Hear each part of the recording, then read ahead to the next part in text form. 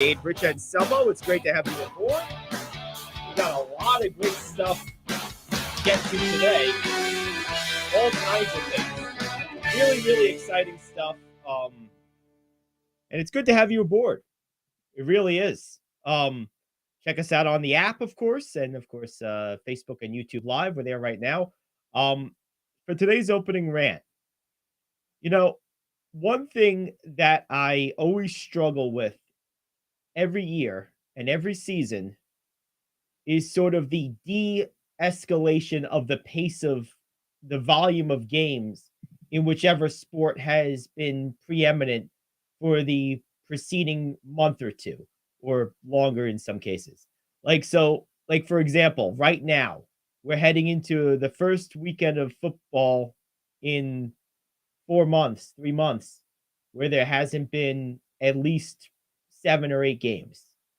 And this week always is tough for me. On one hand, it's the cream of the crop, like we were saying yesterday. So the games themselves will likely be good.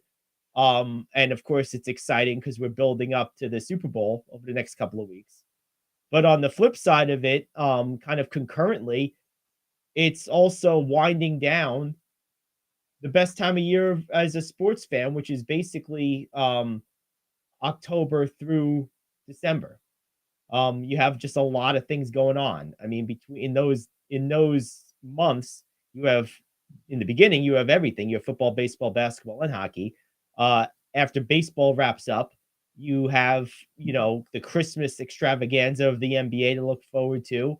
You're in mid-season form in football, mid-season in hockey, and you have sort of the baseball hot stove winter meetings around that time.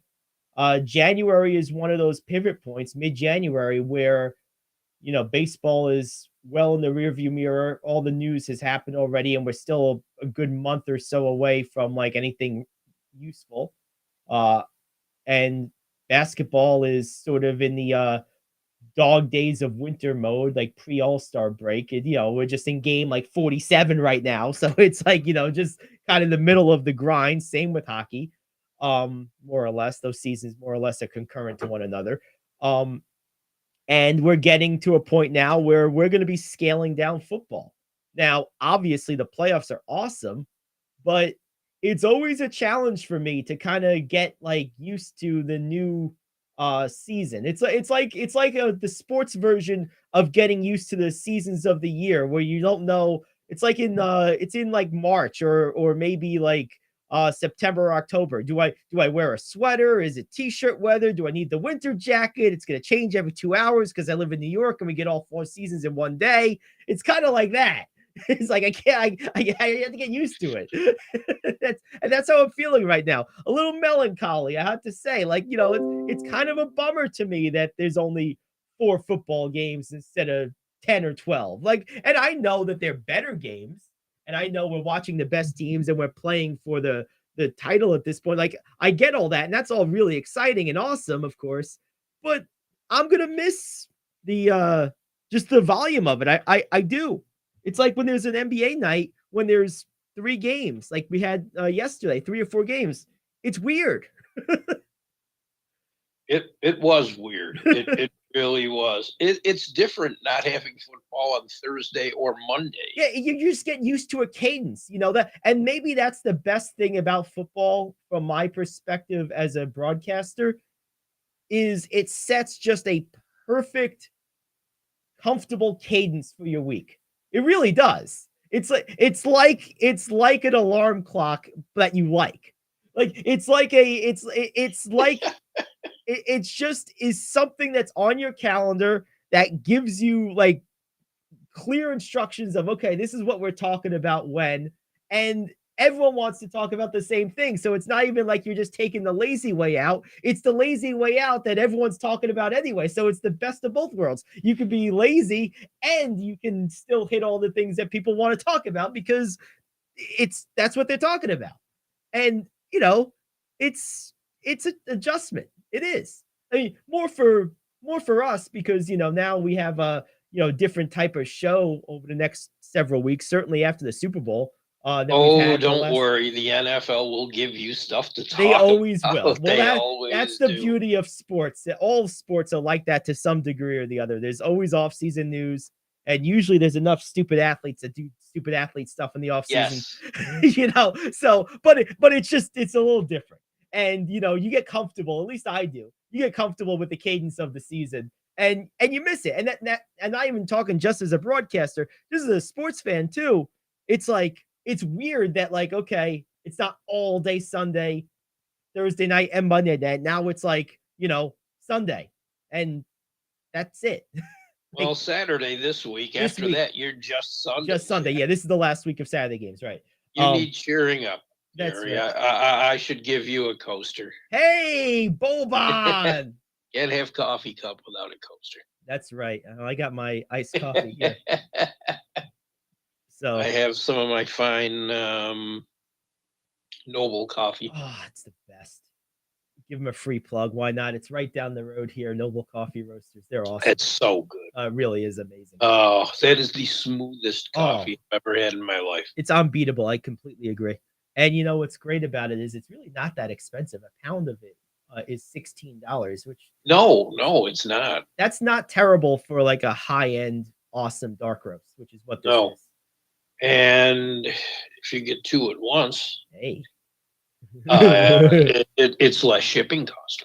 That's right. Oh, they do ship. That's awesome. Yeah. Yeah. Oh, yeah. I didn't even. Know, I didn't even know that. See that me. How do you think I keep getting this? Yeah. I just thought you were nursing it still. That's good stuff.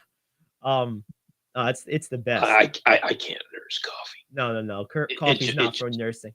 It just doesn't happen. It's for consumption. I was at my friend Rob's house the other day, and he has a collection. You know how the chock full of nuts come in those like big metal tins, the smaller ones and then the larger ones? Yeah. Well, he's got a collection of both sizes, more large ones than not, but he has a few of the small ones too. All empty. And or a couple of them still had some coffee in them, but like most of them are empty. There was probably no exaggeration, 20 of these things lying around his house. Wow. And I asked him, I said, how long of a period of time were these consumed over?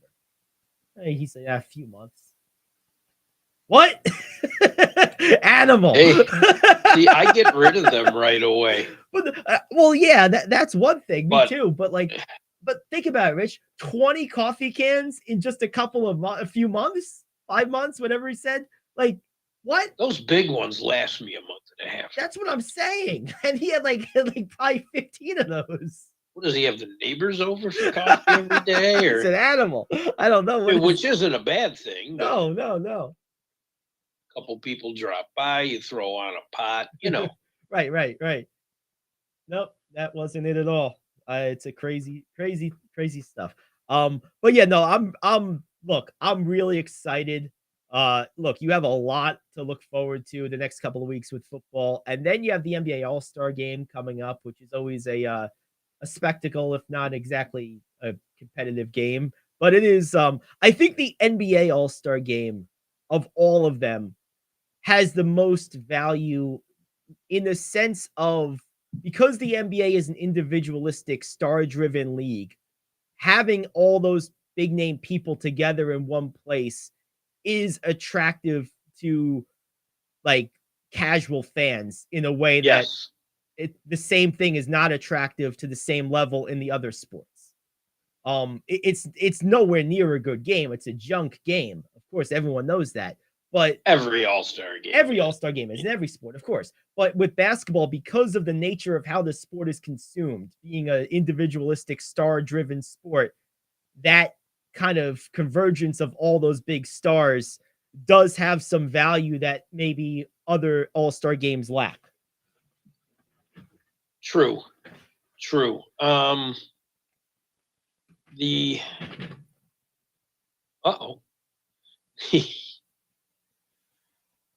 All the All-Star games are different.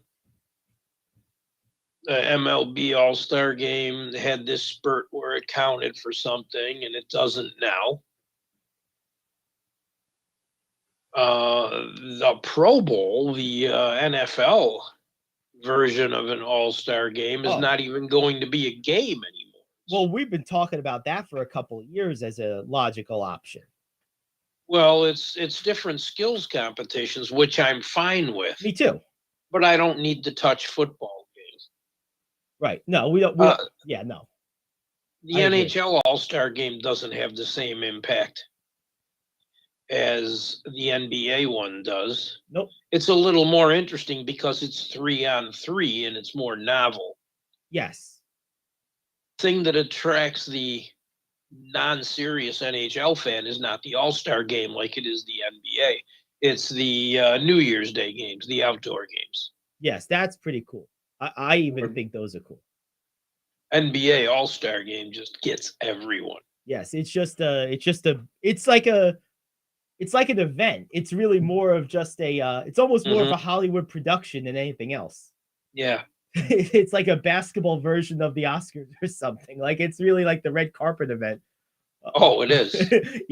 So And in the past 2 years, the NHL's more taken that approach where they've broken off the skills are on a day before.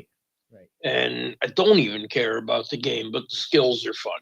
Yeah, and they're always fun. And I think we're in agreement here. I don't think the construct of the actual activities of the weekend are really the driver here. It's just the way that the NBA is consumed as a star-driven individual sport. Yes. That's what makes it more interesting than the others. Nothing to do with the actual competitions or the events or anything themselves. It's all to do with just the way the sport happens to be consumed. And you are seeing all those stars in one place, which is unique. Because it's the only sport where that star power, individual star power, really pulls weight to that level. I mean, the NFL a little bit with like known quarterbacks and maybe one or two other random players, but that's really it. Baseball's the worst at this. And like hockey's about on baseball's level, more or less, in that department too. They're trying to market their stars a little bit more. Yeah, it's an uphill battle because the problem for hockey and football is, and it's a very basic, like functional issue. One of the keys to the NBA's ability to build star recognition is the fact that these guys are out there in shorts and a tank top. Yeah, they're easy to see. It's not easy to see and recognize an NHL or an NFL player because they got helmets on and full gear. It just, and a lot of the equipment. Not only that, NFL players are only out there for about 20 or maybe 40% at most. Right. Well, you're having a great day, 40% of the game. Right. Normally about 35. Right. Exactly. And NHL, I mean, the best players are out there for between 20 and 25 minutes a night. Right. So NBA players, the best ones, are out there 35 to 40 minutes or 80 to 95% of the game. And that's a big difference. Most of the time, you're going to see them in the game. Right. Exactly. That's right. Baseball really has no excuse because their players are out there in pretty much broad daylight for everyone to see, and they still won't market them. And they play the whole game. Like not at all. Baseball has no excuse. Hockey and football at least have a reasonable reason for it. The other thing with football that I think contributes to it is there's so many positions and so many moving parts on every given play. It's hard to zone in on just one thing other than the guy with the ball. Yeah. Like the other sports lend themselves a little more easily to at least recognizing individual people because there's less of them on the surface of play at any given time. But yeah, the NBA has a unique position in this regard as far as a star power attraction. They really have more of that Hollywood appeal than any other sport does, and it plays to their advantage with all-star games. It really does. Oh, it does. Even though the game is terrible. Yeah, that's the not skills the point competitions aren't even what they used to be. They don't even have to throw a bounce pass anymore. No, because most of them can't. Right. If you're a real NBA fan, like if you're watching games every day like we are, this does nothing for you. But if you're objective about it, as I try to be, as you try to be, you can appreciate the value it does have for people who aren't in our league, for lack of a better word, in terms of knowledge or regular consumption of this. Like this isn't for us, right? Right. It's the perfect way to catch the casual fan. Yeah, we're not the target for this. And they do a great job of it. They do. No, it's a well done event. And it also still gets, and this surprises me. And I have to give the Players Association some credit here, and its membership in particular. there's still a fairly healthy participation rate of the guys that do get elected and selected to it every year. Like, unless there's an actual real injury, you don't see a lot of guys like making things up to like not go, which is kind of surprises me. It's ego driven. Right. Well, yeah. You could say the same thing for football, but football, a freak thing that could happen could end your career. Right. In that game, why would you do? Well, that's why they don't have a game anymore. I mean, they're going to have that flag football game. Yeah, that's stupid. The skills competitions I like. That's cool because you're not going to get hurt doing those either. That's the other thing. Mm-hmm. You know what I mean? Like, you're not going to get hurt throwing a ball through a tire.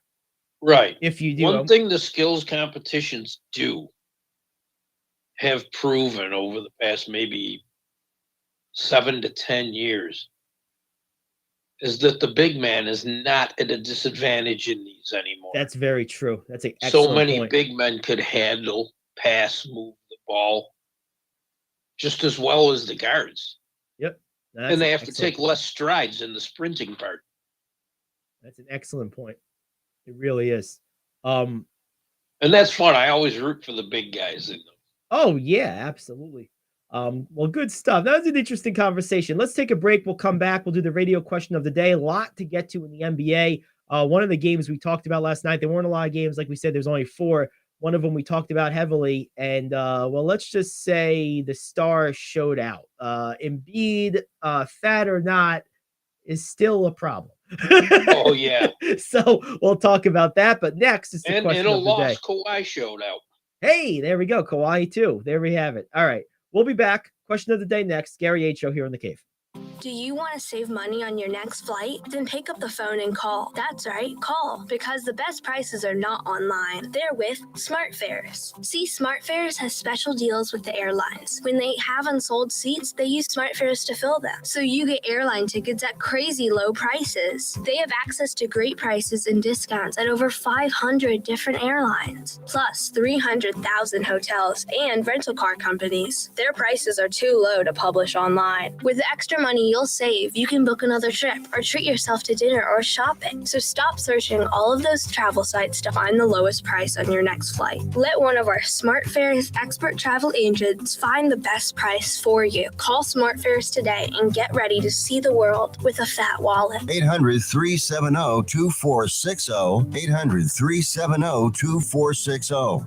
800-370-2460. That's 800-370-2460. Come on, you watch the news. Be prepared to pay more taxes. Then if you owe back taxes or haven't filed in a few years, get ready. The IRS, the largest collection agency in the world, will be coming after you. With the power to collect taxes by any means they want to. Hey, they can freeze your bank account, your passport, even padlock your business. Oh, good times. Look, if the IRS claims you owe them $5,000 or more in back taxes and they're coming after you, don't panic. Call my friends at Get a Tax Lawyer first. Their job is to negotiate with the IRS and save you money. They're experts at it. That's all they do. And you can trust. In some cases, they have reduced a $50,000 tax bill to less than $1,000. If you owe the IRS $5,000 or more in back taxes, call now for a free consultation. Call 800-649-8617. 800-649-8617.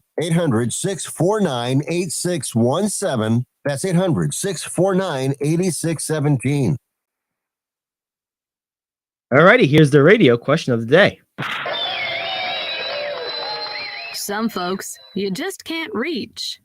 I am KO, back in 1 minute with your sports question of the day. If you're over the age of 50 and considering buying an annuity in the next 60 days, I have some important news for you. Don't buy an annuity until you understand the pros and cons of annuities. A free book to help you maximize your retirement income from television host and 3-time author Josh Melberg has been released. This book reveals little-known truths about annuity strategies in simple-to-understand terms. Grab a pen right now because we are about to offer you this free book that unlocks the 5 little-known secrets we believe baby boomers and seniors should know before buying an annuity.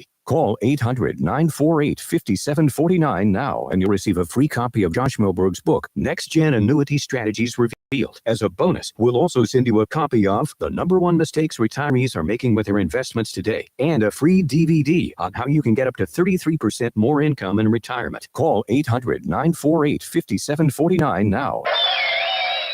Penn State senior Grace Miller hates sports. In an op-ed for her school paper, Miller listed the many reasons why. For starters, sports are inherently exclusionary. They separate women from men and the talented from the not-so-talented. Sports have a pervasive win-at-all-costs approach that takes the fun out of the game. And sports propagate toxic culture. Additionally, Miller takes issue with the time it takes to be a sports fan. She told Inside Hook, "This generation just has so much to think about with social injustice, obviously the coronavirus, financial things. I don't have room for sports in my head." Question: which takes up most of your headspace, sports or social justice?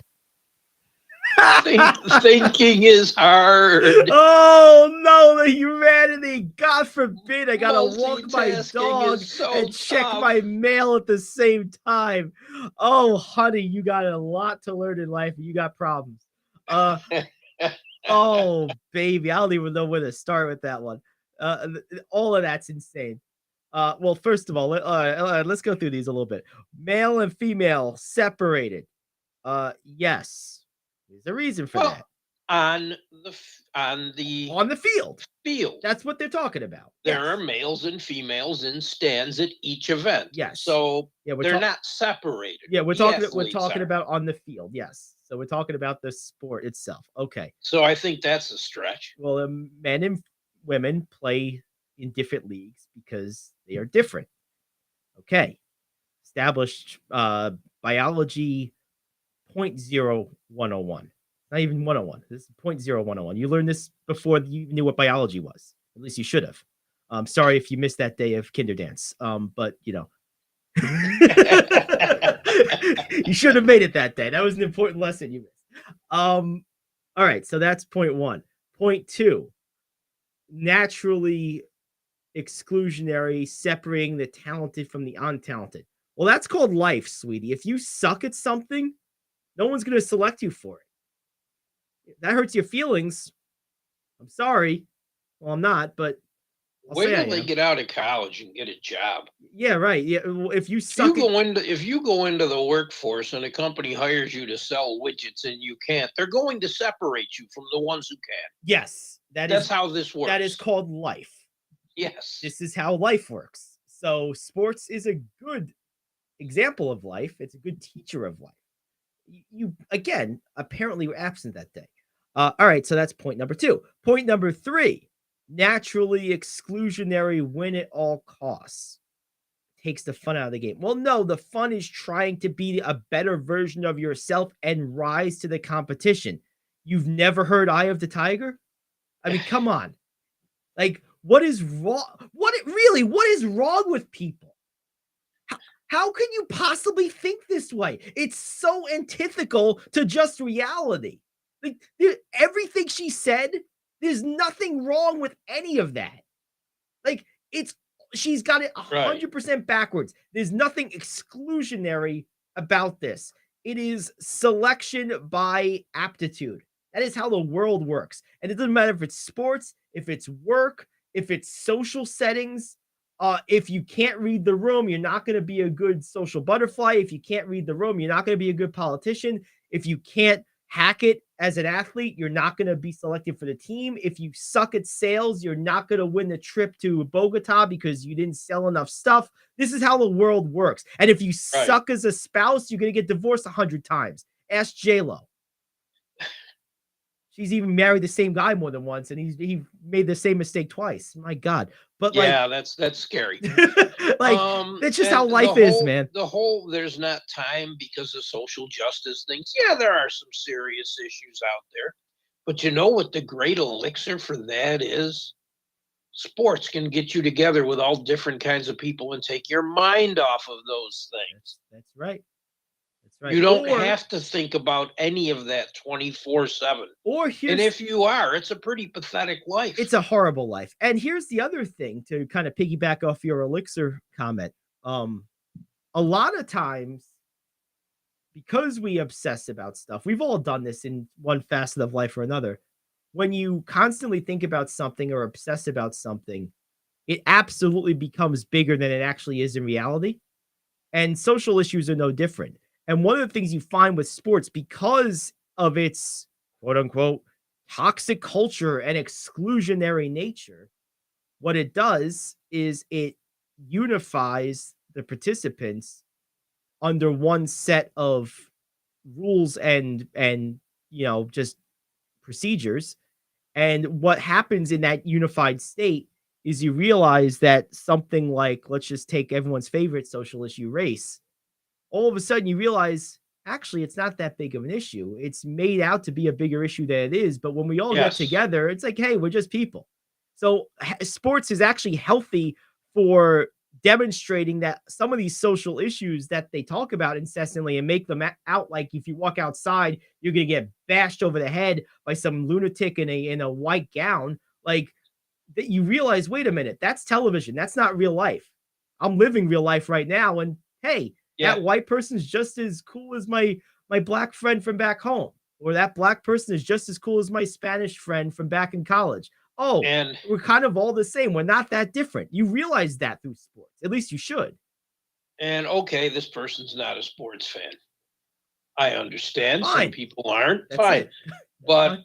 to say it's that kind of environment and you can't be a sports fan, you know something? If you were, You wouldn't think any you'd of be that. talking to and high-fiving people you would never see in your regular life. Or you would block them on social media for having quote unquote different opinions than you. But then when you if you meet that same person in person, you might still have different opinions, but you realize having different opinions is not all that big a deal. No. Because they don't, it's not like them because I disagree with you on politics, I'm gonna bash you over the head and kill you because I think you're an invalid or something. Like, no, Right.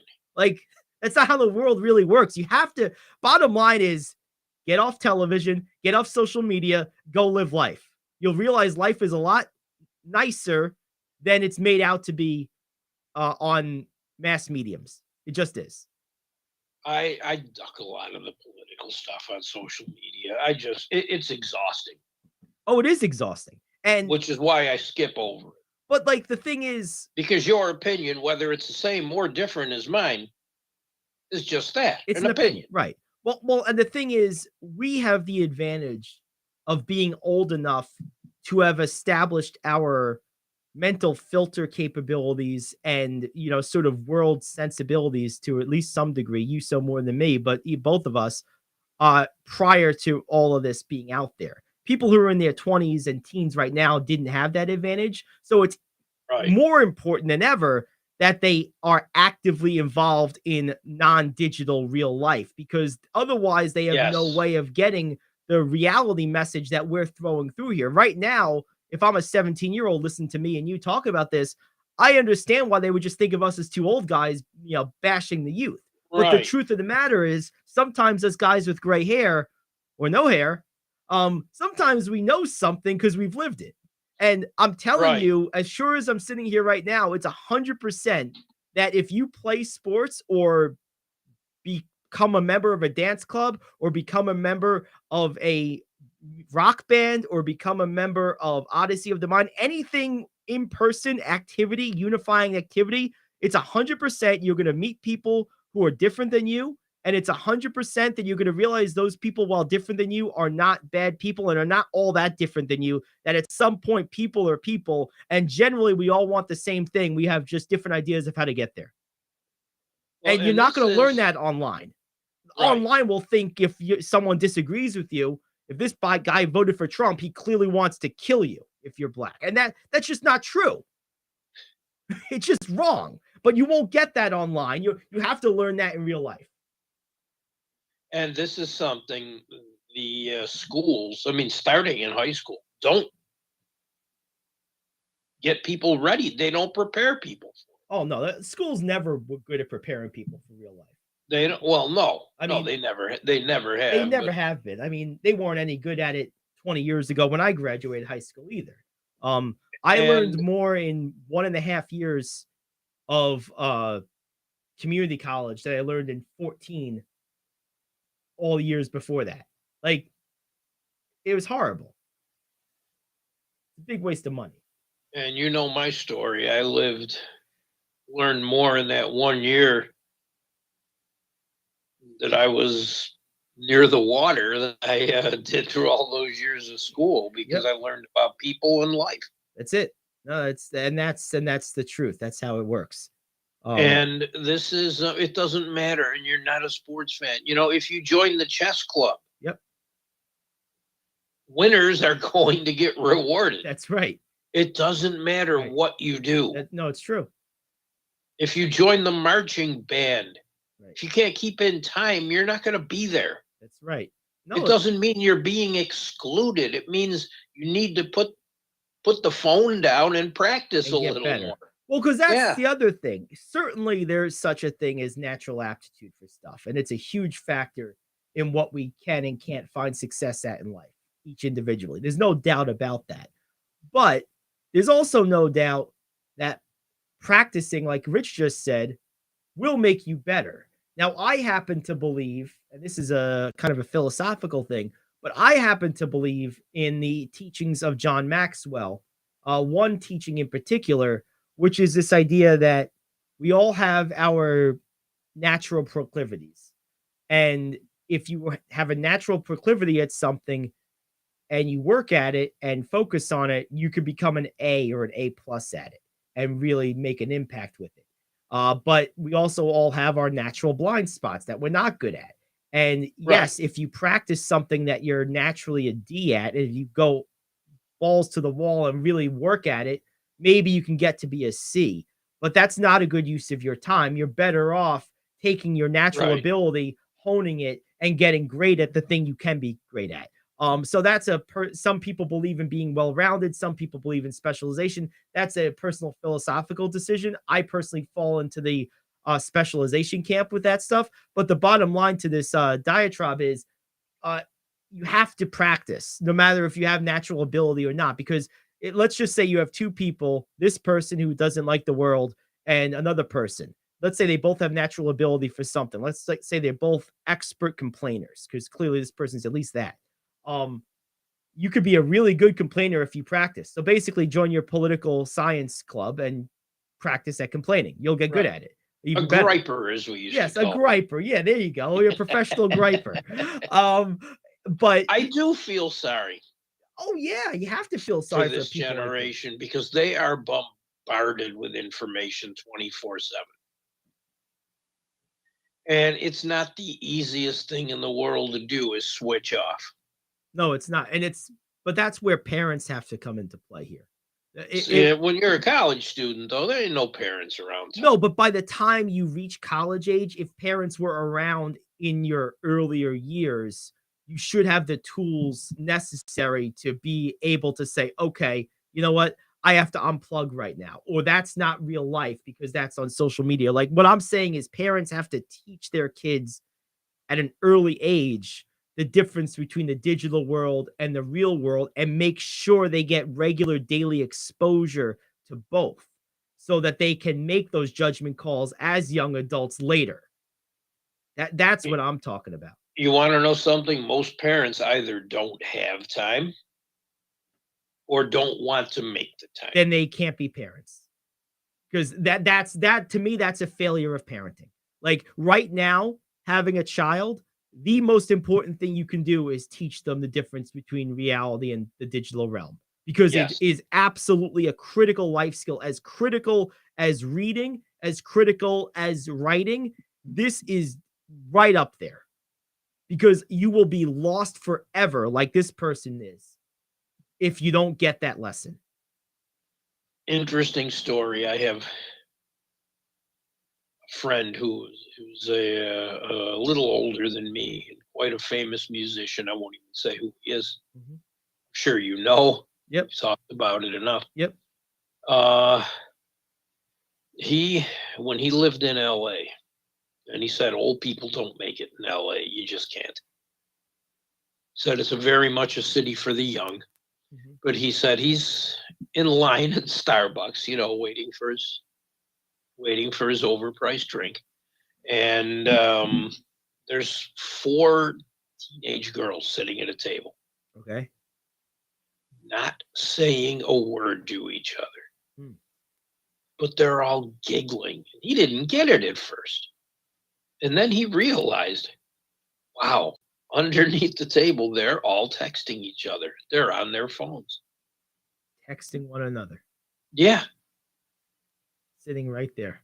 that's an issue. Yeah, that is. And that You can't be an effective communicator if you don't talk. no, and one thing it does do is not to get too off the rails here, but it does put an absolute premium, as if there weren't already, on capable communicators. Because if you are a capable communicator and that is your competition, you talk about being able to write your own paycheck and get a job. Oh yeah. I mean, yeah. sales, for example, is all about communication. Like, if that's your competition, man, I'll be selling for Boeing 747 pretty soon because there won't be anyone who can talk. It's like, Right. I'll make one sale every 5 years I would and either be good. I would either be, if I was that young now, but with the skill I have now, I would either be a star salesman or a motivational speaker Yes. and make big money. Oh yeah. I mean, so that's the flip side to this, is if you can rise above the fray a little bit, there is massive opportunity for that particular skill, which is new. Because I'll tell you what, when I was coming up through school, when I graduated college 12 years ago, it was almost a punchline to have a communications degree. It was like, the easy way out. It was like not even a real degree. It was so much just an accepted commodity that people had a relative basis of knowing how to communicate. And for the most part, that was true. That is not the case anymore, like you just said. At least Oh, it's yeah. becoming increasingly less so. Right. And that is a Well, huge me opportunity. personally, I have 2 degrees, but neither would mean anything if I didn't graduate a long, long time ago Right. from Columbia School of Broadcasting, Right. Yep. because a technical degree that put me in front of hundreds of people to talk to them about technology and products all the time wouldn't have been possible did I not have the broadcasting background. Yep. There you go. It's a very it's an interesting thing, and this griping take that we heard in today's question of the day really is a window to, as we've kind of discussed, a little bit out of our normal comfort zone, larger social issues that you talk about. Social issues. She's worried about the typical talking point social issues. I'm worried about the social issues that her issues demonstrate exist. Like, her very complaints are the evidence of actual issues versus issues that are more contrived and Media-driven. concocted than real. I'm not saying that there's no racism in the world. That would be stupid. But the amount that actually exists versus what you would think exists by watching TV are nowhere close to the same thing. And it's been that way for a very long time. So And something you'll never hear mentioned on the news because they're Oh, always no. pitting A against B. that's right. That's what they are. A bill was passed bipartisan, and you never hear that word anymore, to make sure veterans get the mental health Wait, that they need. bipartisan. What's that? Yeah, that veterans that have been in combat get the mental health they need, Mhm. mental health care. It's a wonderful thing, but it made no headlines. Yeah, no, that's a great bit of news. And also Because it doesn't show the fighting. It doesn't show the strife Right. between the two sides. There are things people can come together on, but they need to be brought out too. absolutely. And And before we kill this, I want to make one more point about the 4 people sitting around the table texting. yes. If you're doing that as a 14, 15-year-old, that's where the bullying begins. Yep. because I'm sure they're making fun of people around them somewhere.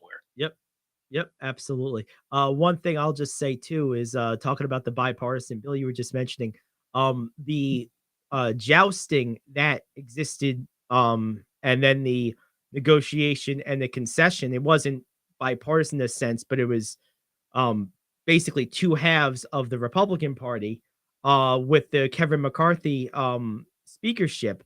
That was a beautiful example of how democracy is supposed to work. It was two sides going back and forth, and neither side got everything they wanted, but both sides got something.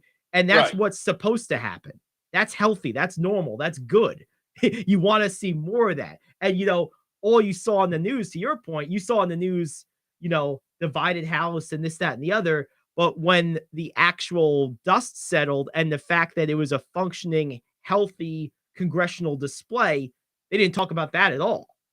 No, and they also But- didn't talk about the fact that Republicans were reaching over the aisle to seek Right. Well, yeah. Well, support from right. Part of the Republicans were some- doing that. yeah, The some Freedom Democrats Caucus- on that. The Freedom that's- Caucus was not, and they were the ones driving some of the concessions, but they got a lot of what they wanted.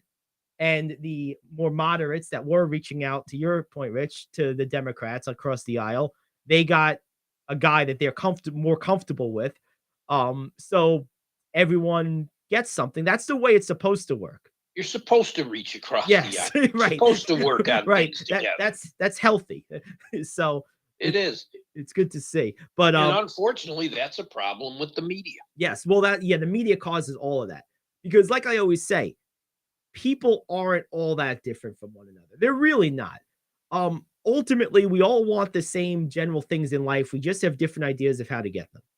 It's really it. Ultimately, who doesn't want more money? Who doesn't want more recognition? Who doesn't want good health? Who doesn't want a loving family? Who doesn't want a home they can call their own? Who doesn't want to feel financially secure? Everyone in the world wants all these same things. Find me a person who, if you Right. ask what are your 3 most important goals in your life, didn't list all of those. Find me a person that wouldn't say that stuff. You won't. No one comes and says to you, I'd really like to be homeless. Right. Of course not. No one does. No, right. We all want the same thing. Right. It's just a matter of we have different opinions of how to get there. And that's where reaching across the aisle, That's and healthy, though. communication, that's where that comes into play, being able to do that effectively and having a toxic media intentionally and relentlessly driving us apart is a big problem. And it's why it's important for people to get to unplug and live in the real world and play some sports. To wrap this up and bring it back to the ranch, if you play Or sports, do whatever you want to do. Join a theater group. whatever, anything. any topic, But get with a bunch of people that may not be the same. live in real life, and you'll realize that real life is a lot nicer than the life you perceive as real life by a computer screen. It just is. And sports is a great way to do that. It's not toxic, please. Right. Rewind your life, sweetie. If you can time travel back, do it, because you missed some stuff. You need to go back. All right, let's take a break. We'll come And back. who wants to live life like that? No, well, it's stupid. Let's take a break. We'll come back. We'll take a look at some of the NBA games from last night. We also have our NBA power rankings to do later today, so we'll get to those. We have the top 5, of course, coming up. News you can use. So a lot to get to. Back after this, the Gary Ayd Show here on The Cave. Do you own a timeshare? Well, face the facts. You made a mistake. You made a bad purchase. A timeshare is not an investment. It's a money pit that continues forever. If you use your timeshare, that's great. But if you don't and you want to legally get out of your contract, call my friends right now at the Timeshare Exit Hotline. They're an experienced team of lawyers who help good people like you get out of a timeshare contract that they just don't want. Don't throw away your money on maintenance fees. Use it for things you really want. We can help you end your timeshare contract and stop the money drain immediately. If you're ready to move on with your timeshare, call our team right now. Cancel your timeshare now with a free call. 800-741-9557. 800-741-9557. 800-741-9557. That's 800-741-9557. 57. If you're living with diabetes and using insulin, you know the pain of pricking your fingers over and over again. Ouch! Well, by wearing a small remote device called a continuous glucose monitor, or CGM, you can reduce the pain of pricking your fingers. If you administer insulin 3 or more times per day or use an insulin pump, call now and learn how a CGM can help you. Painless. No more pricking my finger. No finger pricks. Convenience. They delivered it free and they took care of all paperwork. You can reduce pain right away. Plus, it's accurate, easy to use, and helps you spend more time in range. And if you have insurance, you can get a new CGM at little or no out-of-pocket cost. Call now and get free shipping of your new CGM. Plus, we'll bill your insurance for you. 800-826-5884. 800-826-5884. 800-826-5884. That's 800-826-5884. Alrighty, so before we get into our NBA power rankings, let's take a look at some of the games from last night, Rich, shall we? I teased it earlier. Joel Embiid, absolutely just dominant. What can you say about this guy? This guy is a special talent. We're watching a guy, in my opinion, who has all of the makings of an all-time great. He's got a lot he still has to accomplish to, be credentialed for that lofty status. But from an ability standpoint, he is so good. And unlike Anthony Davis, both have had serious injury concerns over their careers. Embiid, at least now, seems to have gotten past the worst of that, which I'm happy to see, because it's good for basketball fans. Because this guy's a treat when you watch him play. He's so good. Oh, he is. He's amazing. He was doing it at both ends. The block on Norman Powell when it was still a game. What a block. Was incredible. And he didn't have a lot of people around him that had good games. James Harden had 6. Yep. Tobias Harris had 20, which was nice to see, and 5 steals. They're a better team when he gets involved. They were the only 2 starters in double figures. Maxey had 22 off the bench. The difference is he got some help. Right. Yep. Kawhi Leonard got almost none. Yes. Kawhi had a nice night. He was all over the place, offensively, defensively. He was everywhere. They need more than 13 points out of Paul George. They do. Yes.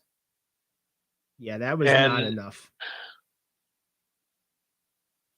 And Zubats was not only overmatched, but when he was out of the game, they're bringing in forwards. I think Nicholas Batum is an effective player. Man, he cannot guard Joel Embiid. No. What is Batum? 230? You need some at the size. most? What is he at? At the most, he's 230. Yeah. Embiid's a biscuit short of 300, probably. Right.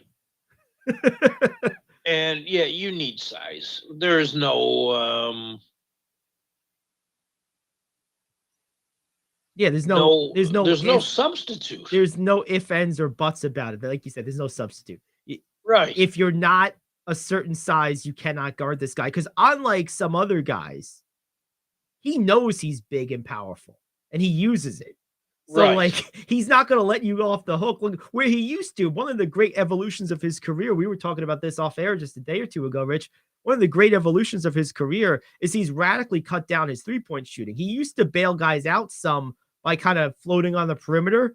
Oh, if he sees a Nick Batum-sized guy on him right now, he almost gets a hard on. His eyes bug out. He's like, oh, give me this damn ball. I'm going to kill this guy. And that's what you want from a guy of his size. Oh, yeah. And when Zubats was in the game, he was going outside. Right, because now he has an advantage with his footwork and his agility. Right. Embiid was going outside. Right. Yep. Hitting mid-range, hitting. And that's why he's such a tough matchup. Because, I mean, realistically, how many guys in the league are there that have enough size and agility to adequately try to defend him? I mean, Right. Rudy Gobert, maybe. Like, that's kind of like the whole list. For stretches. Yeah, that's like the whole list, and that's like kind of foggy. But I mean, like, maybe Davis, because Davis has added some bulk over his career. If he's like healthy, Davis can kind of do it. That's kind of it. You know what I mean? It's a very short list. This guy's a monster, man. There's just nothing you can say. The guy is just, and if you're a fan of basketball and you don't love the modern space and pace style, this guy has some throwback to him. He's not a full throwback, but he's throwback enough that this guy should be like your favorite player to watch because he spends a lot of time in the post and the high post. He doesn't just float around the perimeter and play triple threat. He'll do some of that too, but you'll see this guy with his back to the basket a lot. Typically what he'll do is he'll catch the ball in the high post in triple threat, pivot, and go into a post position from there. Because that's just the way the modern offenses are set up. But this guy's a treat, man. This guy's an absolute beast. Yeah, he's an absolute beast. As far as the game, though, yeah, it pains me to say this, but man, the Clippers are tough to watch. Yeah, they are hard to watch. Them in Miami right now are just hard teams to stomach. Their pace of play, outside of Kawhi, who was up and down the court, it was like having a bunch of Kyle Andersons out there. A bunch of Kyle Andersons. It was awful. It was awful. It was almost unwatchable. I had a hard time with it. I'm a Clippers fan. Yeah, they are hard to watch. They really are. And the thing about I was sitting there dreading watching that game, wishing I could have had the Portland Denver game. Yeah, it's tough. Just wishing. It's tough. I mean, that would have been nice to see. How did that game go, by the way? Oh, what a fun game that was. Well, Denver won. Yep.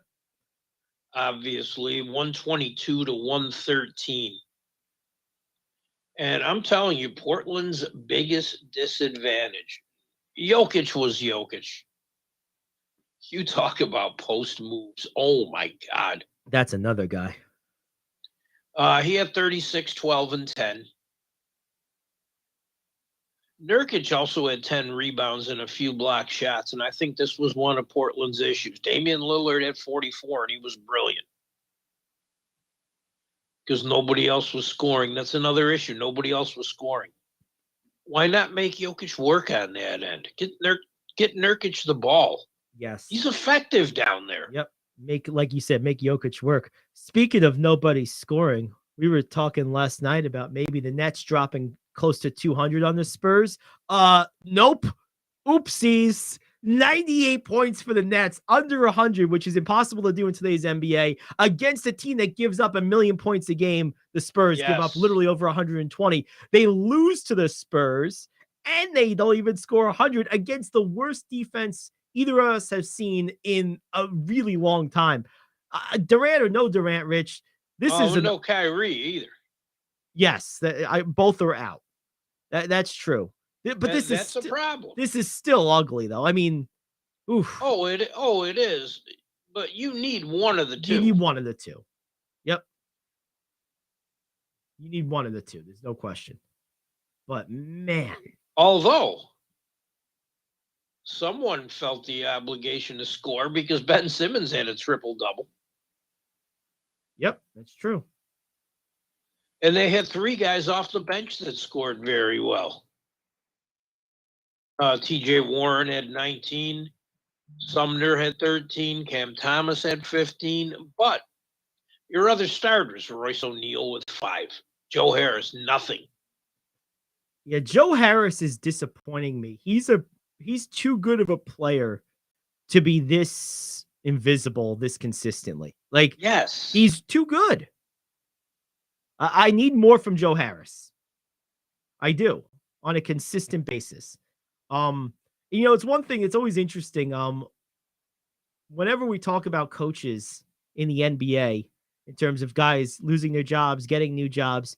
We always talk about it in the context of how they're going to relate and work with their star player or players. And while that's certainly important, usually the bigger impact of a coaching change is on the role players, because the role players, by their definition, have a defined role and skill set that they're capable of executing at a high level consistently. And Yes. different coaches value different roles and different skill sets for those roles very differently. So a guy who might be really important to Steve Nash is less important to Jacques Vaughn, and the guy that might be really important to Monty Williams maybe is less important to Mike D'Antoni or whatever. Like, Right. and you Right. see that right now with Brooklyn. Joe Harris had a much bigger role with Steve Nash than he does now with Jacques Vaughn. He's an afterthought. He's an afterthought. We're seeing that with Cam Reddish in New York.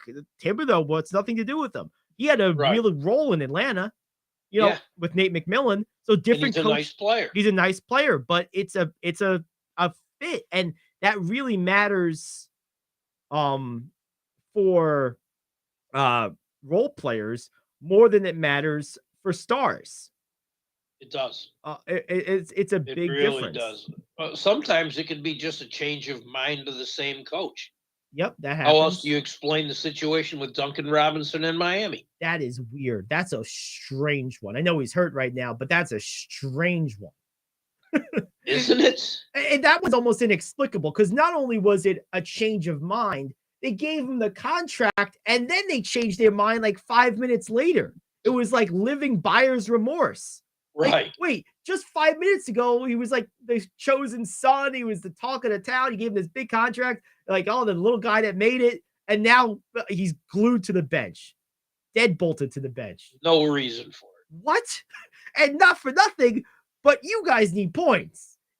Watching the Miami Heat try to score is like watching me try to pull a plane in a powerlifting contest. It's painful and it doesn't work. Like, right. Like, come on, man. We need points. What a disaster. Explain the Clippers situation. That's a harder one, because You've got Kawhi Leonard, Paul George, Reggie Jackson, and they're healthy, right? And John Wall and Norman Powell. And they're healthy right now for the most part. Yeah. And they have been. I can't explain It's that painful. It's painful. I can't explain that one. It doesn't make sense. There's no reason they should be this brutal offensively. None at all. The only thing I had to sit there until the end of that game. And geez, thank you, NBA, for taking like 40 minutes to load the stats after that was done. Come on, man. No, I was not happy. Not a happy camper. Oh, what a mess. I'm telling you, man. Bad stuff. All right. Well, let's take a break. We'll come back. Hour 2 is upon us, and we will lead it off with the top 5. We have our NBA power rankings this hour, some news you can use, and we might touch on some quick little storylines from around the NFL and the NHL as well. So that's what's on tap the rest of the way. Back after this, it's the Gary Ayd Show here on The Cave.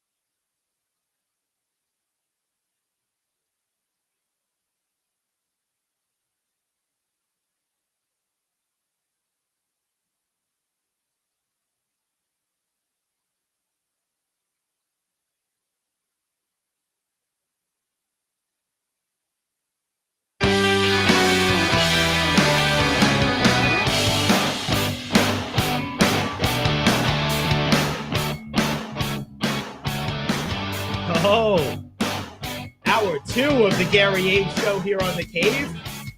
CaveTalkRadio.com. The Cave Talk Radio app. Great to have you aboard. Facebook and YouTube Live. Gary Ayd, Rich Anselmo. Good stuff. Excited. And of course, top of the hour means it's time for the top 5. This is the moment we've all been waiting for. It's time for Kings of Radio's Top 5. Alrighty, what do we got today, Rich? Well, something we were discussing about a week and a half ago, and we talked about, we didn't get into any of the specifics just due to a time constraint, but Bleacher Report put out an article about the top 5 trade destinations for Zach LaVine. In the Chicago Bulls more and more. Oh my God, they're like a ship without a rudder. No one cares about defense. They're strictly an offensive team. There's no leadership. Someone has to go.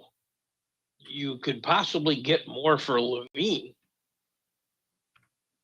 who's a flawed player. He's extremely athletic and talented, but he doesn't make people around him better. But there's a lot of teams he could really help. Give me your top 5 places you'd like to see Zach LaVine go, and then we'll work with the Bleacher Report list when you're done. Okay. I would like to see Zach LaVine.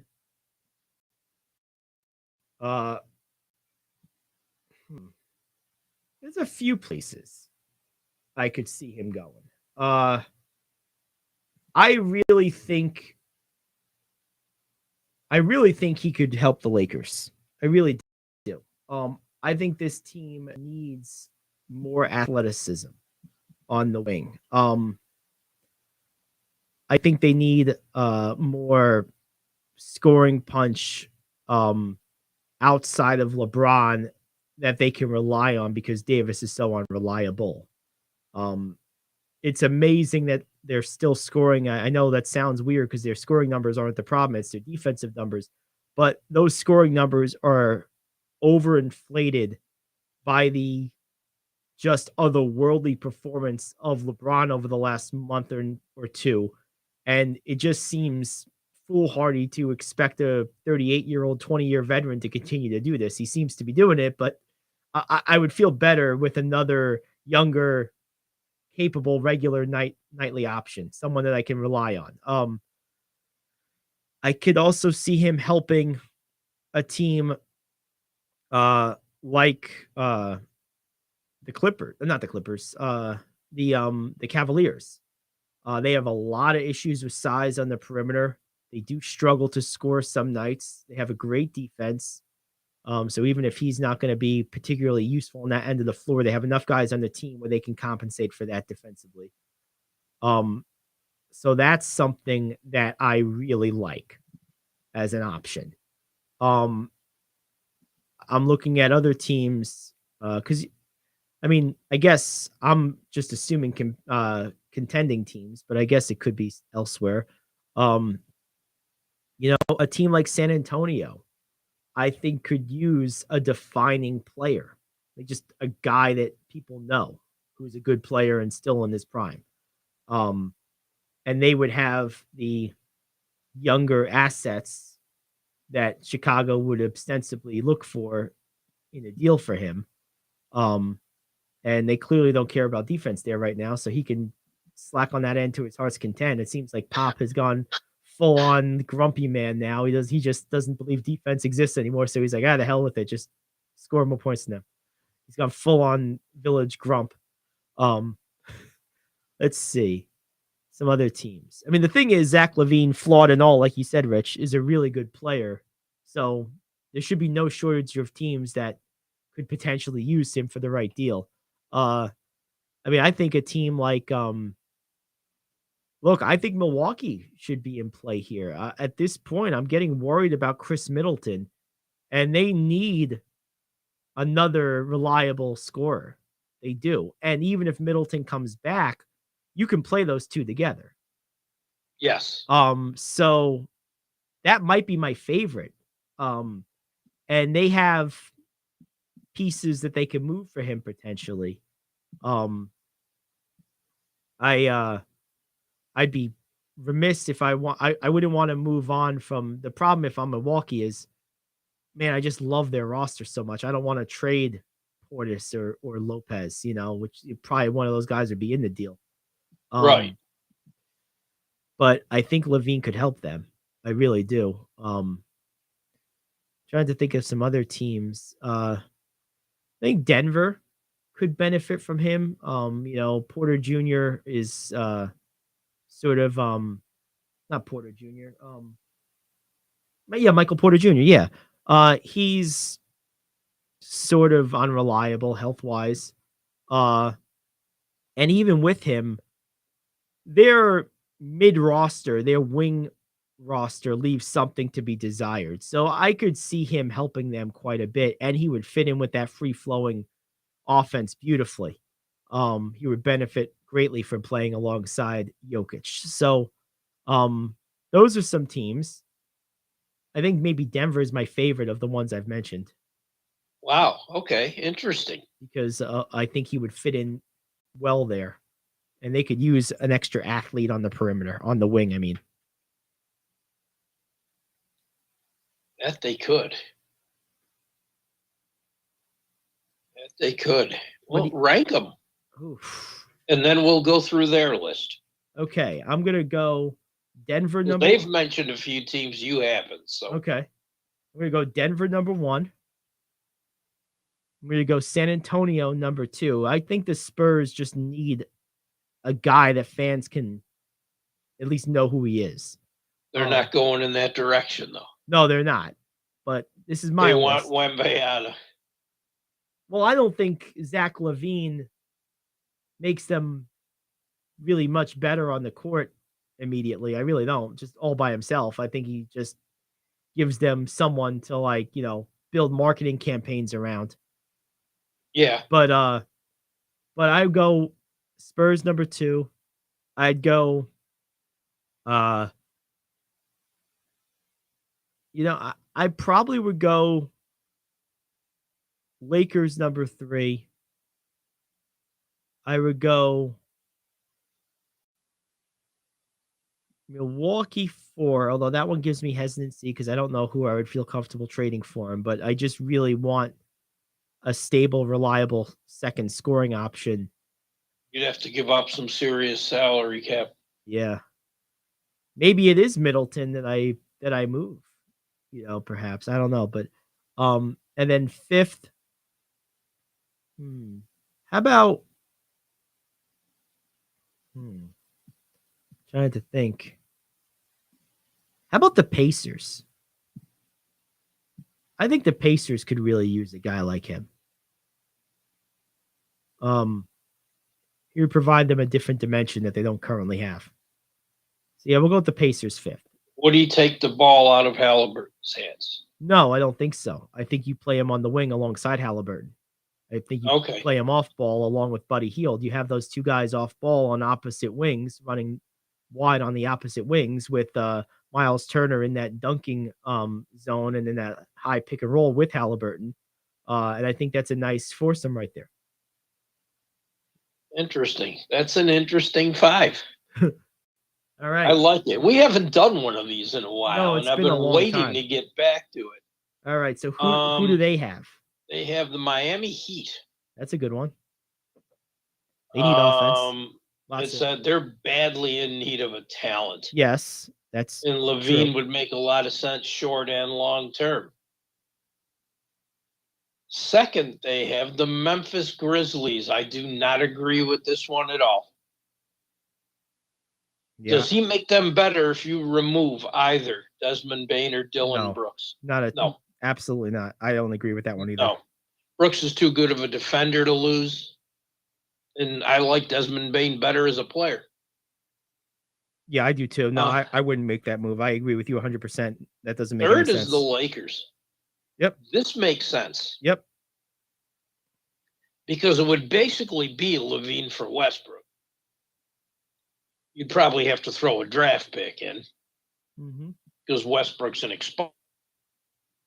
But you wouldn't have to give up both of those number one picks, Right. which they seem reluctant to do for some reason. And it would be interesting because that they gave him that 215 million. So he's signed for a few more years, about 4 more years. They gave that to him this summer. That would clear that up for Chicago and let them jump back into free agency again, because they'd have a bunch of cap space without Westbrook. Number 4, I agree with. Dallas Mavericks. That's a good one. I didn't think of that. That's a great one. I've taken them out of my top 10 this week. They never filled the hole that Jalen Brunson created. No, they didn't. They haven't come close. Doncic needs help. He does. And help at this level would be nice. Can you imagine a Doncic Levine backcourt for a while? Oh, that would be awesome. Oh, man. That would be so amazing. And the 5th they have is the Knicks. I thought about them. And they said a starting 5 could be Robinson, Randall, Barrett, Levine, and Brunson. So it'd be Brunson. Brunson at the 1, Levine at the 2, Barrett at the 3, Randall at the 4, and Robinson at the 5. Yeah. And then I guess guys like Fournier and Grimes become like and Quigley become your, well, depending who you trade, of course. You'd probably have to get rid of a few of those guys. Yeah, so maybe Quigley and So you'd Grimes. probably lose Quigley and Toppin. Yeah, okay, Quigley and Toppin. So that makes Grimes basically your 6th man. Right. And you'd still have Hartenstein. Yep. Because Robinson needs someone that can play minutes behind him because he fouls. Yep. That's not bad. My only question with that is because of his reluctance to engage defensively, would he fit Tom Thibodeau? Probably not. And right now, if you're a Knicks fan, it took you half the season almost to figure out the defense you finally have. Do you want to bring in a guy who's sort of detrimental to that side of the ball, which is sort of a tenuous balance at the moment? Right. That is the question. But from a fit standpoint, otherwise, I do like it. I do too. I do like it. There you go. Well, good stuff. So that was the top 5. We'll take a break. That's fun. We got to do more of those. Yeah, that is fun. And as we get closer to the deadline, it'll be even more fun to do. Yes. Let's take a break. We'll come back and we will do our NBA power rankings. We have news you can use, NHL, and a couple NFL stories to touch on as well. Back after this, power rankings are next. It's the Gary Ayd Show here on The Cave.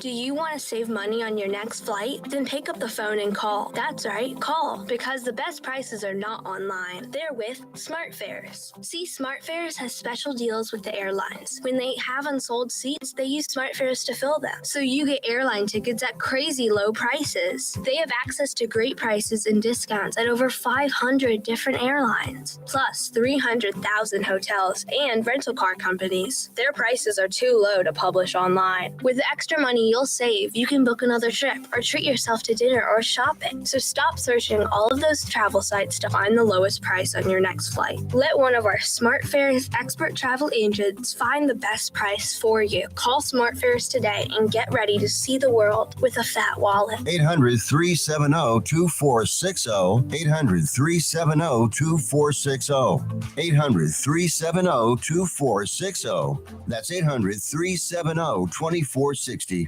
Come on, You watch the news. Be prepared to pay more taxes. Then, if you owe back taxes or haven't filed in a few years, get ready. The IRS, the largest collection agency in the world, will be coming after you with the power to collect taxes by any means they want to. Hey, they can freeze your bank account, your passport, even padlock your business. Oh, good times. Look, if the IRS claims you owe them $5,000 or more in back taxes and they're coming after you, don't panic. Call my friends at Get a Tax Lawyer first. Their job is to negotiate with the IRS and save you money. They're experts at it. That's all they do, and you can trust them. In some cases, they have reduced a $50,000 tax bill to less than $1,000. If you owe the IRS $5,000 or more in back taxes, call now for a free consultation. Call 800-649-8617. 800-649-8617. 800-649-8617. That's 800-649-8617.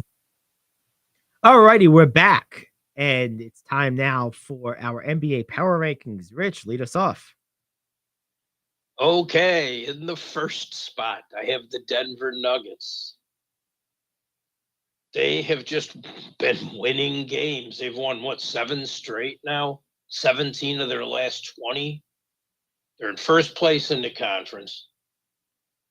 They have the number 1 overall balance in offense in the league. They're extremely efficient scoring. They win whether Jokic has a high usage rate or a low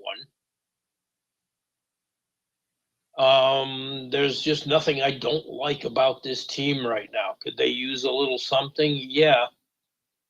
But, the schedule doesn't even bother them. They're 3-1 this year in back-to-backs. The only loss came on at the end of a stretch of a 5-game and 7-night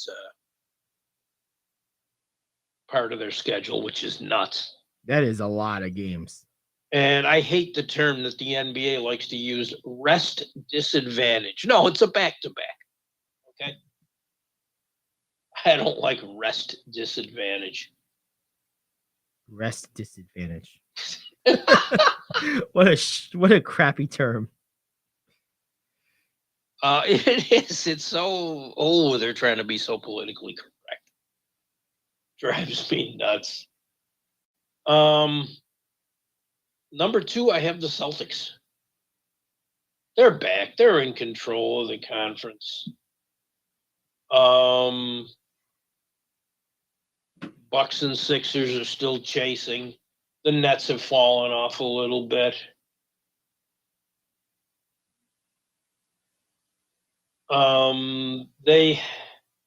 When they do play Brooklyn, even though Brooklyn didn't have Durant, Brooklyn has caused them 2 of their 5 worst offensive games this year. You take those out of the mix, they're scoring more than 120 points every 100 possessions over this last couple of weeks. Brogdon's been huge for them. Horford's been shooting the ball really well. They had a couple games where they missed Brown and still recovered. And they were just fine. They got a rematch tomorrow night against the Warriors, who they played on Christmas Day. It's going to be interesting. And that's actually the only home game in the stretch where they're playing 6 and 7 on the road. And they keep winning. So to me, they're like the star of the East. Yeah, that's pretty impressive. Third, I have the Memphis Grizzlies. I love the way they're playing. Oh, they're awesome. You know what their record is? When they're trailing at the half, they have a decent record. When they've in games they've led by at least 10 points, they're 29-0. Oh, jeez. They've won 9 straight games. They're great defensively. Morant's shooting even better than he has. The Grizz actually won 4 games. Their last 4 games they played without Ja because of one of the most underrated players in the NBA, Tyus Jones, was one of those low-key signings. A guy who could spread the ball and score. Geez, who would want that in Minnesota, where they just let him walk? In the games that Morant missed, Jones had 45 in 2 games, 12 assists, and 7 steals. It's a hell of a backup point guard. That really is. They have to go on a road trip, 5-game road trip. And I think they'll be all right. The only thing that ever concerns me is their free throw shooting. It is concerning. But it's slightly improving. I moved the 76ers up to 4. Embiid's on a pace. Since he's come back, he's scored 30 or more after missing those few games, even though in some of the games he hasn't even played 30 minutes. He's taken 57% of his shots this season in the paint. And over these last 4 games where he scored 30 plus, that's up to 68%. Let's hope that keeps working its way up. So they're not a great team offensively. Nope. They can be plodding and slow. He doesn't have a consistent guy giving him second man help. Harden's up and down. Maxey could be that guy.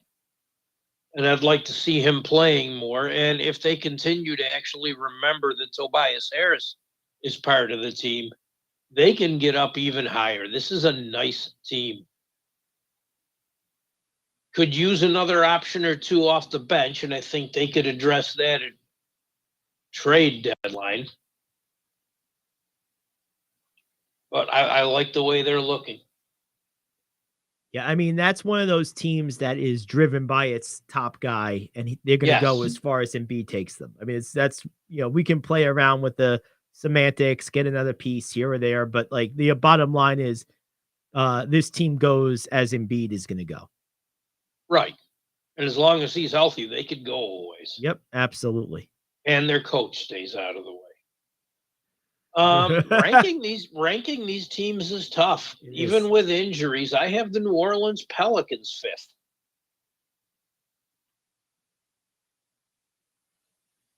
Here's an interesting stat for you. There's 26 active players who's average 18 points or more over at least 300 career games. 25 of them have been an all-star. The only one that hasn't, C.J. McCollum. Man, he is on a roll, too. He's averaging almost 30 in this streak that they're on. His efficiency's a little low because he's had to take on more of the offense. But, they have a better record without Ingram and Williamson than they do with both of them in the lineup. I know that's not going to last. But they've scored almost 115 points per 100 possessions. That's nice. They have a kid named Dyson Daniels, a rookie. He's looked good. He's shown like flashes on both ends of the court. Trey Murphy III and Najee Marshall looking good off the bench. When those two come back, I see them this high. And I didn't want to put him this high, but I really had no one to put at 5. At 6, I got the Cavs. Their net rating is plus 4.5. It's 3rd in the league, despite the fact they play a slower pace. Yeah, well, unlike some of the other slow-paced teams, Miami and the Clippers in particular come to mind. The Cavs defense is not really as much of a function of their pace as it is of just being really good. Like the Cavs defense is like legitimately good. Yes. Whereas I feel like the Miami defense and the Clipper defense is okay, but their low scoring against numbers, I think, are more tied to their incredibly slow pace offensively than anything they do defensively. Whereas I feel the Cavs are more of a cause and effect from their defensive aptitude. True. Very true. I think. They're also the second best team in the league in rebounding percentage. They're the league's best fourth quarter team, outscoring their opponents by 9.1 points per 100 possessions. Remember, I was talking about Memphis. They do when they have that lead. The Cavs are 10-14 in games it's trailed by double digits, and that's the best in the league. This team has a lot going for it. I didn't rate them higher just because I still think they're missing something. I wish I could pinpoint it, and I'm shocked that Karis LeVert is not it. But he would make someone a nice trade piece. Oh, yes. I have the Nets 7th. Yeah, I dropped them a lot. Right now, they're just not there. I won't take them out of my top 10. Yeah, because now we've seen what they're capable of. Right. Now, the Nets are 1-3 in rest disadvantage games. They do have 6 of those remaining. And let's see what happens on these back-to-backs. But fortunately, the next one coming up is Utah, and that's a bottom 5 defense. They need all the help they can. Kyrie Irving's not taking free throws. I mean, he's attempted 4 free throws over the last 2 games he played. They still have the 3rd best defense in the league. But you look at Kyrie in those games, the combined 20 minutes he was off the floor, they were outscored by 14 points. They need Irving and Durant. Period.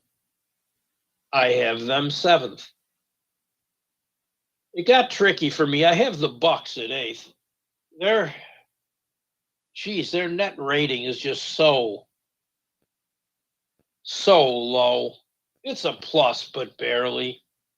They're 28th in the league in clutch offense. The Bucks They scored, yeah.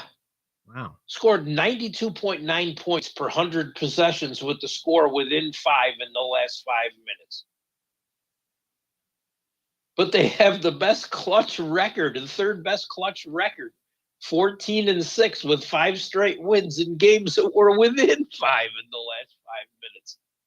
So they're doing it defensively. They've held opponents to just 29 points on 32 clutch possessions over that stretch. And you're getting a lot of that from Jrue Holiday. Clutch shots from Holiday, Lopez. There's only 11 players in the league who shot 50% or better in the clutch with over at least 25 clutch shots. Joe Ingles is back, and that's helping the offense a little bit. With or without Chris Middleton, they need another guy who can get the ball to Giannis, but they need Giannis himself. The Bucks lost both games and were outscored by 68 against 2 games against Miami that he missed.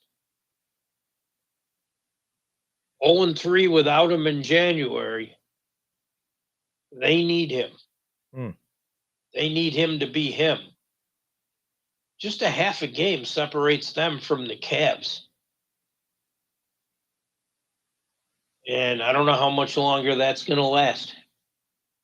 They've got to either get Middleton back or get a piece in there who can fill that role. They do need that second guy. No, Middleton, there might not be a more important player in the whole league right now, in my opinion, than Chris Middleton in terms of it's obvious what he turns that team from and into. Like a healthy, flowing Middleton makes the Bucks maybe the best team in the NBA. Without him, they're going to win a lot of games. They'll be somewhat dangerous in the playoffs, but they are not a title contender. Right. Number 9, I have the Sacramento Kings. Again, trepidations, about putting them that high, but they win. They've scored on the winning streak they've had. They scored an amazing 134.5 points per 100 possessions. shooting over 46% from 3-point range, and Harrison Barnes has been lighting it up. 7 guys averaging double figures in that. Now, they're terrible defensively. But you know something? They rank in the top 5 in both ball movements. 357 passes per 24 minutes of possession. That's 3rd in the league. Here's a stat you never thought you'd hear. They're high in player movement. They're 4th in the league. 11.7 miles traveled per 24 minutes of possession. So they're moving and moving the ball. 2 things that help you win. In 2 of the wins, they had assists on at least 70% of their field goals. And actually, that adds up to 7 times this season they've done that. It was only 5 all last year. They're just a game in the loss column behind the Pelicans. And they can score enough to do. I mean, they can score enough to be in any game. I have them 9th. I debated between the Knicks and Dallas. Dallas needs too much help, and they're way too inconsistent, despite having one of the best players in the game. Yep. No, I mean, and you know, I thought Wood was going to make a bigger impact, and he's been good, but I suppose I underestimated the loss of offense, even though Wood scores a good number of points. And Hardaway is healthy this year, and he scores also. Yeah, but you got to have someone who can create offense. That's what it is. Both of those guys Wood's definitely not a creator. they're both dependent on Luka basically to create the offense. That's true. So, I have the Knicks 10th. I think that's fair. That's what I call they're my BTO team. They're just taking care of business. Taking care of business. I like it. They haven't had a tough schedule, believe me. They've had one of the easiest schedules as far as strength of opponent. But they've been one of the best teams in the league. It's just winning those games.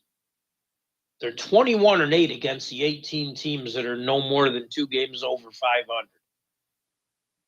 Obviously, they went 4-0 against the Pistons, where Julius Randle just excelled. And moved ahead of the Pacers for me in the East because I think they're just playing better. Yep, I agree.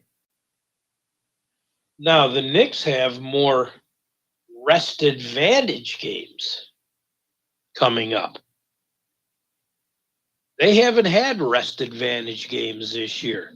They've had some of the opposite, but they've had games where they've had at least one day off.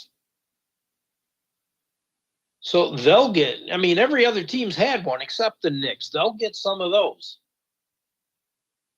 They'll get some of those in this calendar year. Yeah, I learned a new term today. Rest advantage. And rest disadvantage. And rest instead disadvantage. Of just saying back to back. No. We can't do that. I hate it. All right. Well, and there's your top starting 10. next week, their schedule starts to get a little tougher, but I think they have enough pieces in place to do this. If they add one more, look out. There you go. I took up way too much time, and I apologize. It happens. Hey, we're both NBA nerds. What do you want? All right, my top 10. Yeah, I did a real deep dive into some numbers. You did. That's fine. All right, my top 10. All right, number 1 for me, I agree with you on Denver.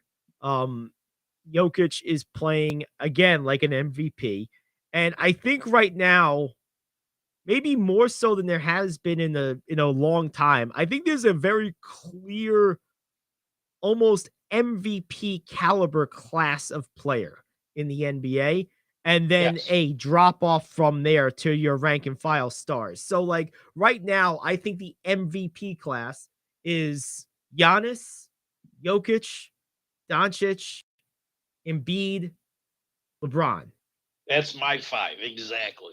That's the MVP class of the league. Although I have Jokic first. Well, I that wasn't ordered in any way. Those are just the 5 guys I think are this quote MVP class. Any one of those 5 could win it. I wouldn't be upset about any of them. They're all eminently deserving. Anyone else would be, I'd kind of bat an eye. Donovan Mitchell is probably the closest who's outside of it to me. He's made a big difference for that Cavs team. Yeah.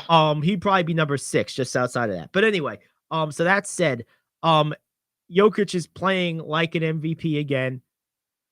His team is playing really well. They've actually improved their defense, and you've seen that in the scoring numbers allowed as the season has gone on. They've gone down a little bit.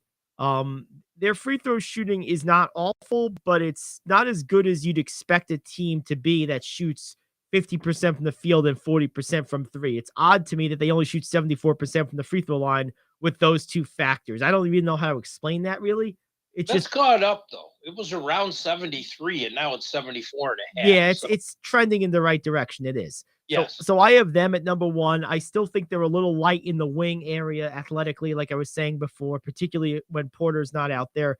So I think Porter looked good last night. He did. No, he's good. But I think it would behoove them to add some athletic wing along the way if they could, whether it's Zach LaVine or a lesser player. But I think they could use that. And I also think they could maybe use a shot blocking type off the bench to kind of, spell Jokic and, do a little of the muscle work a little bit.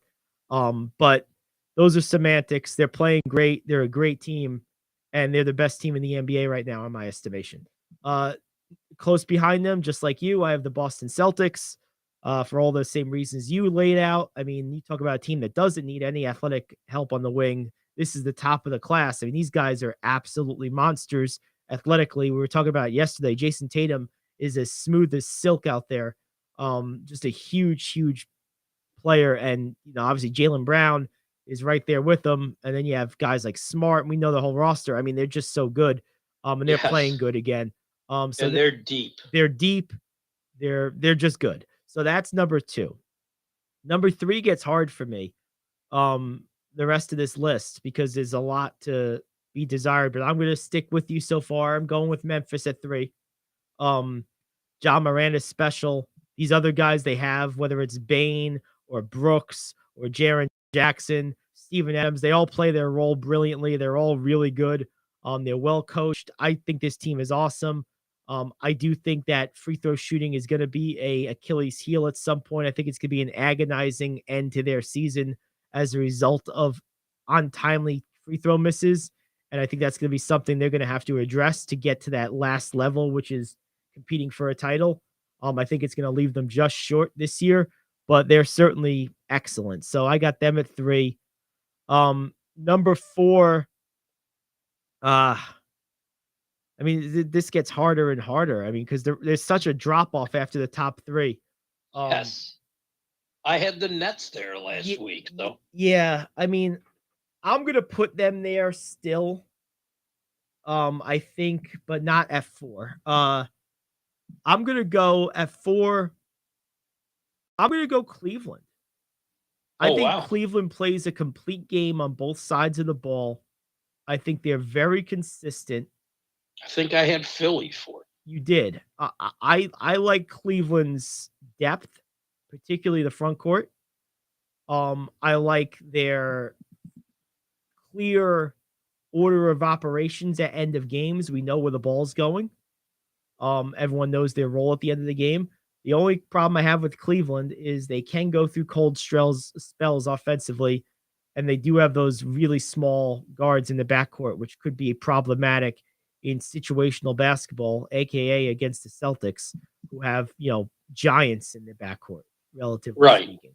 But I think they're a very complete team, and there's not a lot to not like about this roster. So I'm going Cleveland 4. I got Philly 5th, just behind Cleveland. I think those two could easily go a 7-game series, and we could not really know who's the actual better team, just who happened to win 4 games. I think they're very close. Obviously, Philly has the best individual player. I think the Cleveland Cavaliers, though, if you were to rank out the players in that series, you rank Embiid 1, and then you might not get to another. You probably have Harden at 3. I would say Mitchell's a little bit better at this point. And then you might not get to another Sixer in the top 7. Cleveland has a lot more good players than Philly does right now, particularly with the way Philly doesn't use Tobias Harris properly.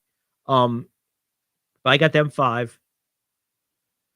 6, I'm going to go with I'm going to go with Milwaukee.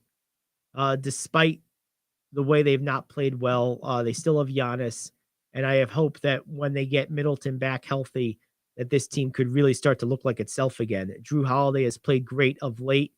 Yes. Brook Lopez is always consistent. I still like their depth. I still like how all the pieces fit. I still think Coach Bud is one of the best coaches in the NBA.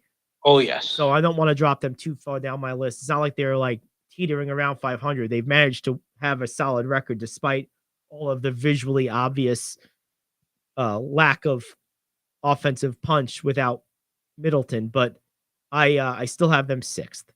7th, I'm going to go. I just wonder if Middleton's going to come back healthy. Right. No, I know that. And that's why I have them dropped this far. That's exactly the reason. I agree. Number 7, I'm going to go with Brooklyn. Number 8. It's about where I had them. Yeah. Number 8, I think I'm going with, the teams that are left are the Knicks, the Mavericks, the Pelicans. Yeah, I haven't talked. So yeah, number 8, I'm going to go with the Pelicans. I knew I was forgetting one. Yeah, we're going Pelicans, number 8. That leaves for 9 and 10 a conversation about the Knicks, Pacers, and the Mavericks. Sacramento. It's hard to. That's why it's hard. That's why I went with Sacramento and the Knicks. It's hard to leave Sacramento out, but I trust Dallas more because of Luka. So I'm going to go Luka. I say Luka. I mean Luka. I'm going Luka at 9. I don't mean the Mavericks. No, I mean Luka. I'm going Luka at 9, and I'm going with the Knicks at 10. That leaves the Pacers and the Kings, the 2 odd teams, out.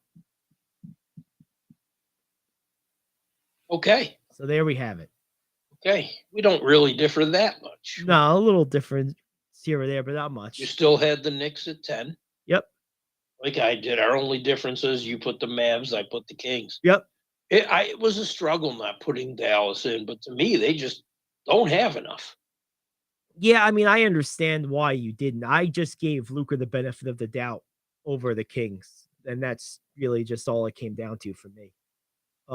But that's that. All right, let's take our last break. We'll come back.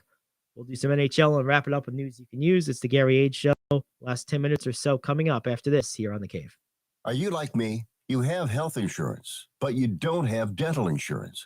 Do you need to get to the dentist right away? Maybe you need an implant or some other major service. Well, I found a dental insurance plan that's just right for you.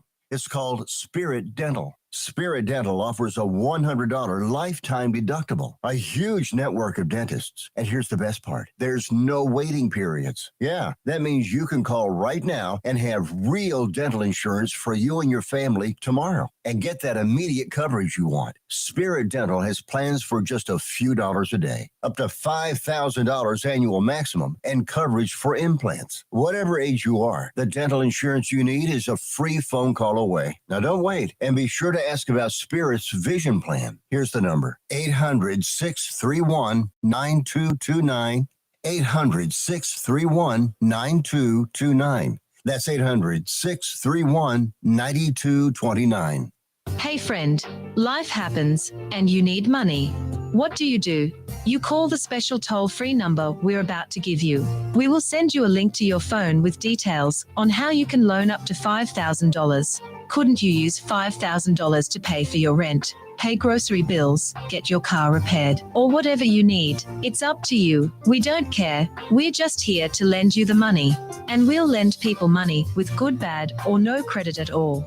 Of course, some terms and conditions apply, and you'll see those on the link we're going to send you. So if you need up to $5,000 maybe as soon as the next business day, call this number right now. We will text you a free link with details. Paid for by Money Mutual. Call 800-586-7112. 800-586-7112. 800-586-7112. That's 800-586-7112. All righty, we're back, and it's time for news you can use. What do we got today, Rich?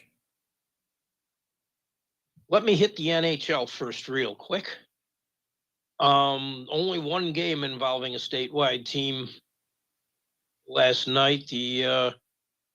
When I think they've hit rock bottom, they just shock me every time. The Buffalo Sabres blew a 3-1 lead and lost 4-3 in overtime to the bottom-feeding Chicago Blackhawks. TNT doubleheader tonight, and the first game is the only game that involves a local team. The best team in hockey, the Boston Bruins, are taking on the New York Islanders on Long Island. Just a couple quick stories. Vander Kane's back after that wrist injury, which was horrifying. Glad to see him back. He played his first game back last night. And Philadelphia Flyers defenseman Ivan Provorov made headlines yesterday, and there was a lot of stuff on social media. He didn't participate in a pregame warm-up because he declined to wear the team's LGBTQ plus and Pride Night warm-up jersey for religious reasons. He did play in the game. After the game, he said, direct quote, "I respect everyone. I respect everybody's choices. My choice is to stay true to myself and my religion."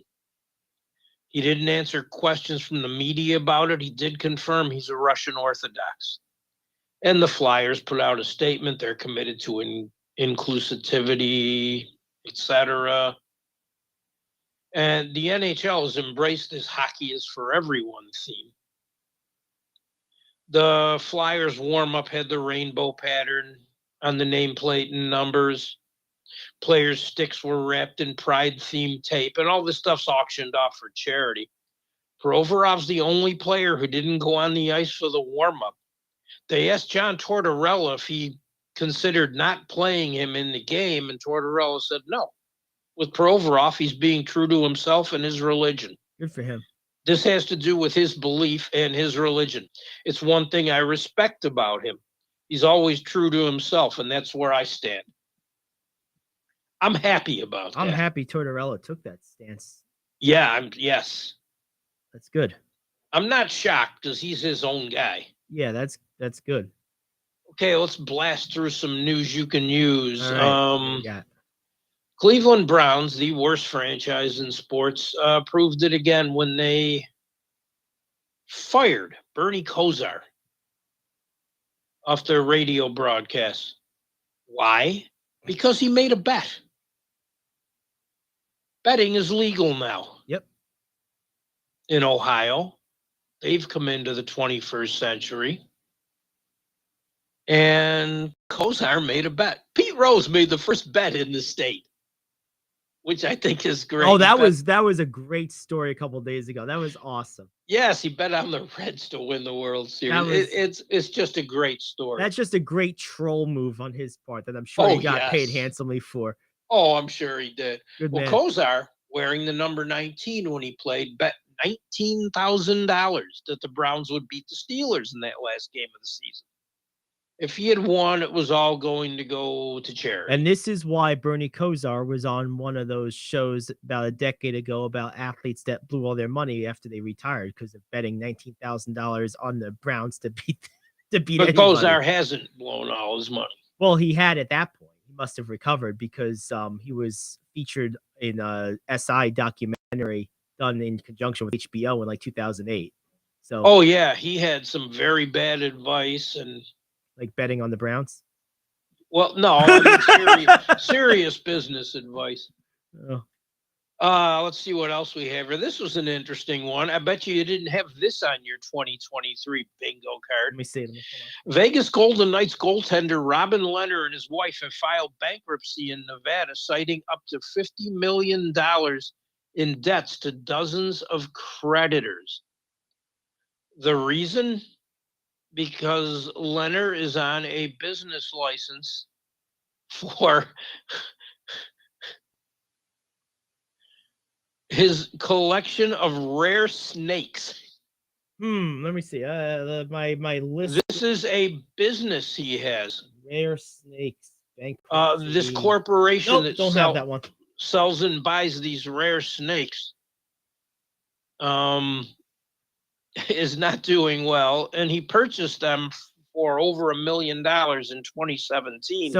So he purchased these from a snake oil salesman. Yeah, pretty much. There it is.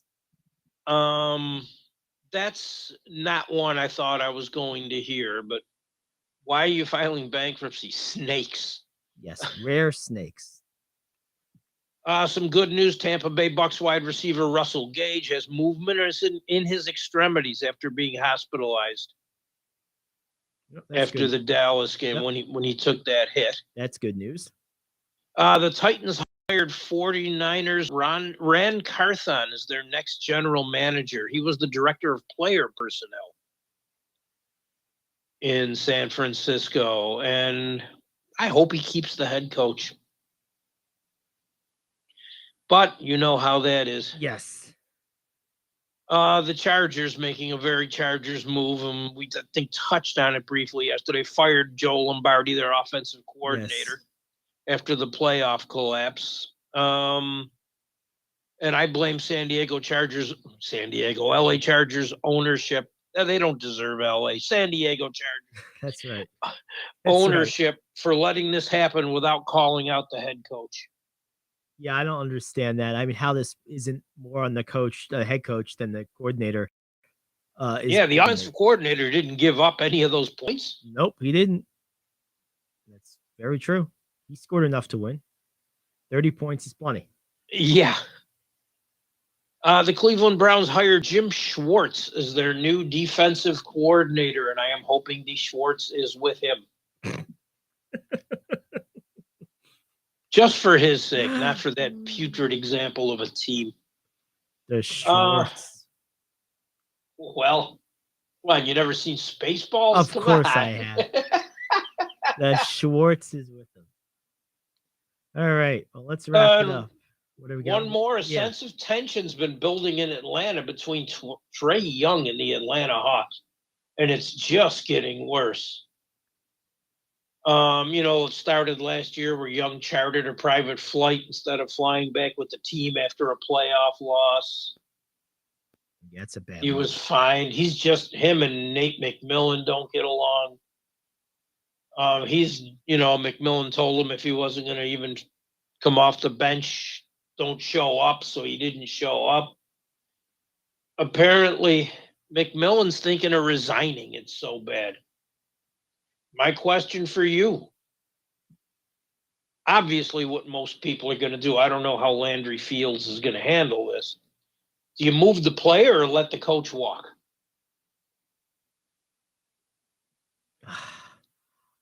In this example, I'm moving the player. I don't think Trae Young is a winning player on a winning team. I think that one random run they had a couple years ago was a total fluke. I think the last 2 years of basic mediocrity has shown that. And I don't really see any reason to believe that this roster is going to be anything than what it's shown to be the last 2 years. And I know one thing about Nate McMillan. He's one of the best coaches and best men in the entire NBA.